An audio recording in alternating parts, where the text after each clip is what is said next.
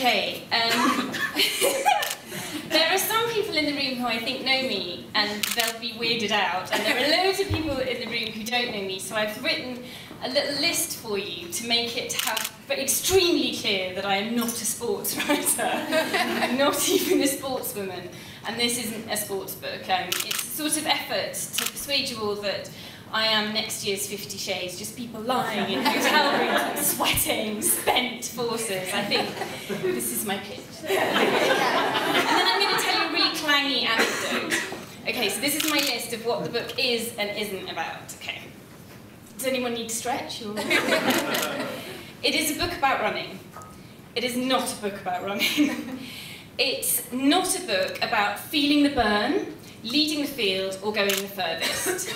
It is a book about trying to make it to the lamppost at the end of your street and then ending up in San Francisco, which is where I'll be in 10 days' time. So fucking hilly. It is not a book which will reveal the ancient secret of becoming a winner. It is a book that will remind you just how much more fun everything felt when you were a child and you did it running. It is not a book that guarantees a bikini body. It's not a thing. Buns of steel or abs like the Tin Man. They're not things. It is a book that will remind you how exciting it feels to realise how useful your body is and how much fun you can have with it and just how it feels to overtake a man who is 5 years younger than you just because you decided to. It is not a book about breaking endurance records, running through the night till your toes fall off, or any of those things that there are already lots of books about, which are terrifying. It is a book about realising how what we can achieve is not determined by others, but by ourselves, and how running is, as my father always told me, done largely in the head. It is not a book trying to persuade all women that they should run, and that it will be hard, and we just must deal with that, because we just have to do it. It is a book that explores the magnificent feminist history of running, that there were women who were told that their uterus would fall out if they ran a marathon, and they still turned up. This is as recently as the 60s and 70s, wearing lipstick and trainers, and they were plucked off the track by marathon officials and fought for the marathon to be Olympic sport for women, which it was not until 1984, which is just extraordinary. However, it is not a book about feminism. It is, though, the book that Caitlin Moran said that she's most looking forward to reading next year, which is great, and it's going on all the promo material. But I know that it's only because she's trying to persuade me to shit myself in public for research. We'll see how that pans out. But she said it, and she said it on tape. So that's done. I just wanted to tell you about something that happened to me during the Olympics when I was writing the book, and I was doing loads of research, and I really obviously wanted to interview Paula Radcliffe, and I spoke to the people at Nike, and it's kind of like trying to speak to the UN, and they hired a big building for the whole of the Olympics, like a massive, the BMJ building on Tavistock Square was just entirely theirs, and they had like massage suites and kind of really fancy food, and they were just athletes just walking around, like the beginning of the swimming with their Dr. Dre headphones on, just like rock stars everywhere.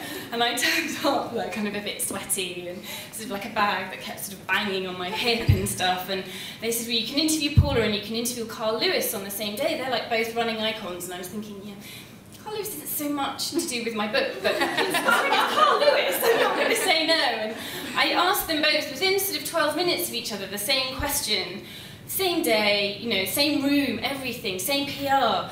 And Carl was sort of sitting there, and he was like wearing a completely silver jacket, like he was just like unbelievable. And I said to him, Carl, what do you think you would say to the person, I mean, I asked him other questions first. What would you say to the person, because this is who I'm writing the book for, that thinks they might want to run, but there's, like, most people think that they just can't run, or they've tried and they think it's bollocks. And I'm not interested in either of those two. It's this massive group in the middle that thinks they could run, and they're kind of not confident, and they think it's a thing, and there's a thing that you have to know, and there's this secret, and you have to read it in a magazine or a book, and there's like a nugget, and it's a thing. And he gave me, like, really looked at me, and he was so shiny and just like really kind of alpha. And he looked at me and he said, well, what you need to do is you need to get a friend and choose a route, and you need to walk the route every day. Just keep walking the route. and with a friend, you know, you'll be talking and you'll be walking towards running, and it's going to be amazing, and then eventually the internal competitiveness of everyone will kick in, and you'll realise you just want to go faster and you just want to run, and it's going to be amazing. Then you're just going to be running, and I was like, half of me was thinking, I really hope my tape's getting this. My dad's going to just die when he finds out I've got this interview. And the other half was thinking, no one thinks like that. I'm writing a book for those people.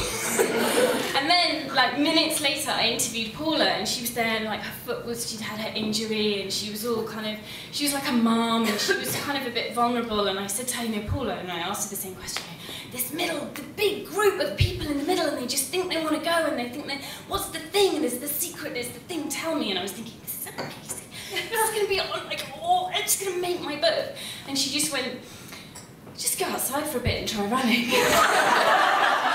And that is the truth. And those are the people that I'm writing the book for. And that is as simple as it is. And I've just invented kind of a whole emo genre for running. It just boils down to that. So.